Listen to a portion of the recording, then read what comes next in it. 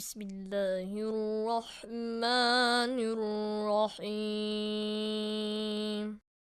Huwallahu alladzi la ilaha illa huwa alimul ghaibi wasyahadati huwar rahmanur rahim.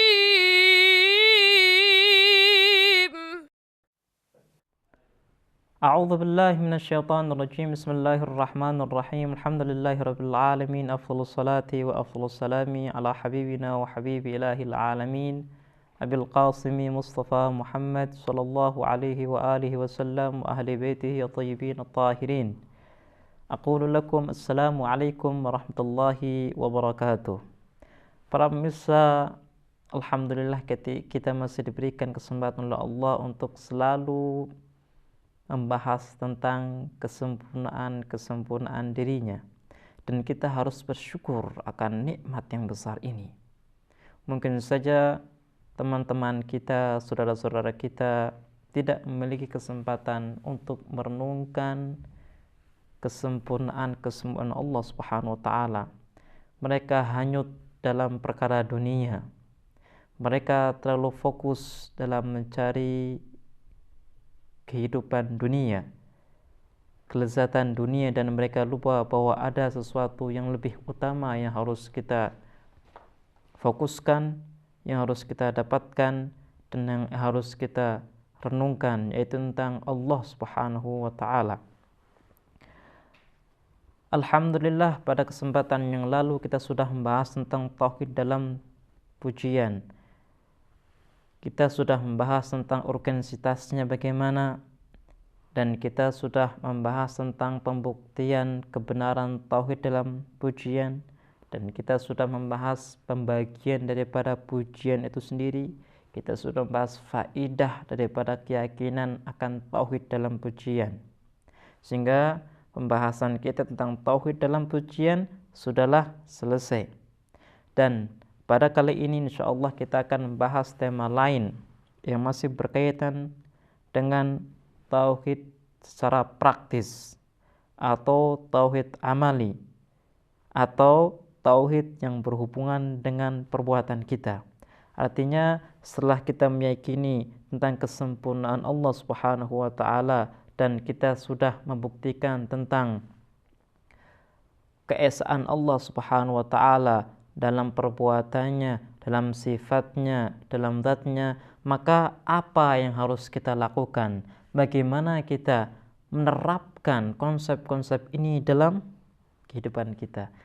Ini adalah pembahasan yang sedang kita bahas. Pada kesempatan yang baik ini insyaallah kita akan bahas tauhid dalam doa. Mungkin tauhid ini seperti tauhid dalam pujian, jarang orang membahasnya. Padahal kalau kita melihat ke ayat-ayat Al-Quran, maka banyak daripada ayat-ayat Al-Quran yang menekankan akan tauhid dalam doa. Karena boleh jadi orang meyakini bahwa Allah adalah Esa. Boleh jadi ia meyakini bahwa Allah Subhanahu wa taala adalah satu-satunya pencipta alam semesta, satu-satunya pengatur alam semesta. Tapi boleh jadi ketika dia berdoa kepada zat yang lain. Sehingga perlulah kita tekankan di sini, perlulah kita bahas secara detail tentang tauhid dalam doa, sehingga semua yang berhubungan dengan kita, semua yang berhubungan dengan perbuatan kita harus memiliki nilai tauhid. Kita harus menjadi muwahhid, orang yang bertauhid dari sisi pemikiran, dari sisi keyakinan, dan dari sisi perbuatan. Dan kalau kita tidak membahas tauhid dalam perbuatan, tauhid amali, artinya tauhid yang kembali kepada diri kita, tauhid yang harus kita lakukan dalam kehidupan kita, maka kita tidak akan menjadi seorang wahid yang sempurna. Doa kalau kita artikan, maka berarti permohonan. Permohonan kita kepada zat yang lain. Yang namanya permohonan berarti kita menganggap diri kita sebagai zat yang fakir, zat yang tidak memiliki sesuatu. Ketika kita sadar akan kefakiran kita, maka kita minta kepada zat yang lain untuk memberikan sesuatu yang kita tidak miliki. Ini adalah arti daripada doa. Kemudian poin yang kedua tentang organisitas daripada pembahasan doa dan tauhid dalam doa. Banyak hadis yang kita temukan terkait dengan doa. Salah satunya adalah ad-du'a mukhul ibadah. Doa adalah inti daripada ibadah. Kalau kita ingin menjadi hamba yang sebenarnya, maka kita harus berdoa kepada Allah Subhanahu wa taala. Kalau kita sudah berhasil membuktikan bahwa Allah adalah satu-satunya zat yang layak disembah, maka kita harus membahas tentang doa. Kenapa? Karena doa adalah inti daripada ibadah. Kalau kita salah dalam berdoa dan na'udzubillah kita berdoa kepada selain Allah Subhanahu wa taala, maka sama halnya kita tidak beribadah kepada Allah Subhanahu wa taala, dan ini bertentangan dengan tauhid dalam ibadah. Ya Rabb al-Ghawth al-Ghawth khallisna minan nari ya Rabb. Yang kedua, dalam hadis kita temukan ad-du'a silahul mu'min. Doa adalah senjatanya orang mukmin. Doa akan bisa menjadi senjatanya orang mukmin ketika doa ini sesuai dengan kaidah-kaidah yang benar. Doa ini harus dilakukan sesuai dengan aturannya.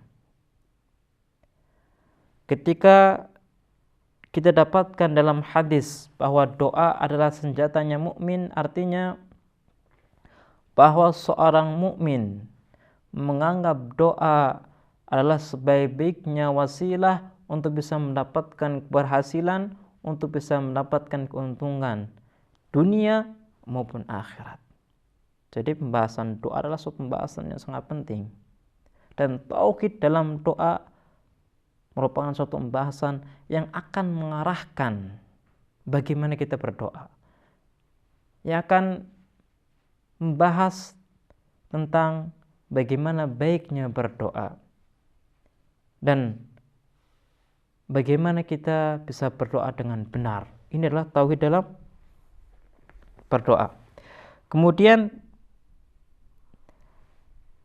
ada organisitas yang lain yang kita bisa sebutkan, salah satunya adalah doa sebagai salah satu wasilah untuk mendekatkan hamba kepada Tuhannya, mendekatkan hamba kepada Tuhannya.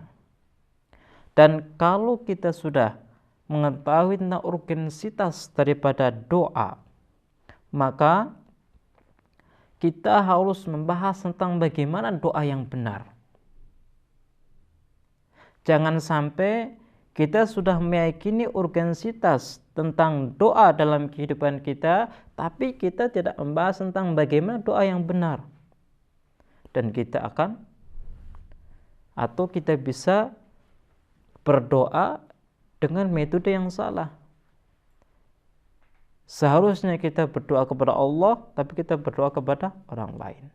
Seharusnya kita minta kepada Allah, tapi kita minta kepada orang lain yang tidak memiliki apa-apa. Makanya dalam ayat Al-Quran disinggung bahwa Allah Subhanahu wa ta'ala selalu menekankan kepada kita tentang tauhid dalam doa. Allah menyuruh kepada Nabi Muhammad SAW untuk menyampaikan, untuk mengajak umatnya untuk bertauhid dalam doa. Jangan sampai umat Rasulullah SAW dia salah berdoa. Jangan sampai mereka meminta sesuatu kepada zat yang sebenarnya dia tidak memiliki apapun. Kalau kita berbicara tentang doa, maka kita akan digiring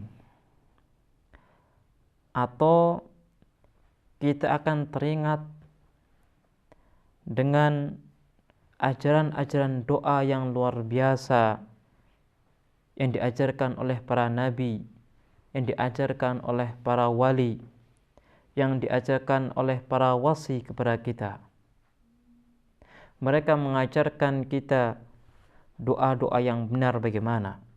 Mereka mengajarkan kepada kita tentang kata-kata yang tepat yang kita gunakan dalam meminta kepada Allah Subhanahu wa ta'ala. Pembahasan doa adalah pembahasan yang sangat penting. Kenapa? Karena hanya dengan berdoa kita bisa meminta kepada Allah Subhanahu wa ta'ala. Dan hanya dengan berdoa kita bisa tenang.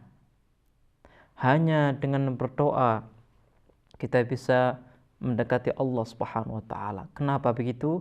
Karena doa merupakan satu iqrar, satu pengakuan bahwa kita adalah orang yang fakir. Kita adalah orang yang tidak memiliki apa-apa. Dan ketika kita tidak memiliki apa-apa, maka kita harus minta kepada Zat yang Maha Sempurna, Zat yang Maha Kaya, yaitu Allah Subhanahu wa ta'ala. Dan pembahasan tauhid dalam doa merupakan suatu pembahasan yang akan mengarahkan kita untuk bisa mengarahkan doa kita atau menyampaikan doa kita tepat pada sasarannya. Kalau kita melihat ke sejarah,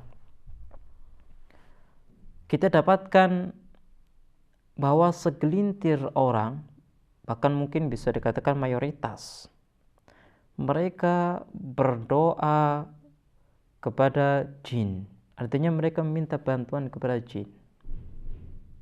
Mereka meminta bantuan kepada para malaikat.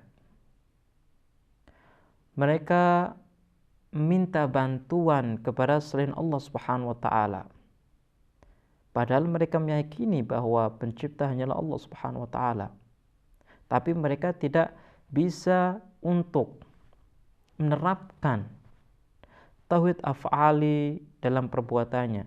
Maka perlulah kita membahas, perlulah kita ingatkan kembali bahwa salah satu implementasi, salah satu penerapan tauhid af'ali dalam kehidupan kita adalah doa. Kalau kita meyakini tentang tauhid af'ali, kita meyakini tauhid dzati, maka kita harus terapkan dalam kehidupan. Kita tidak boleh menyekutukan Allah Subhanahu wa ta'ala dalam doa kita. Kita tidak boleh meminta sesuatu kepada selain Allah Subhanahu wa ta'ala. Makanya pembahasan tauhid dalam doa adalah pembahasan yang sangat-sangat penting, dan insyaallah kita akan lanjutkan pada kesempatan yang lain. Saya akhiri, wassalamualaikum warahmatullahi wabarakatuh.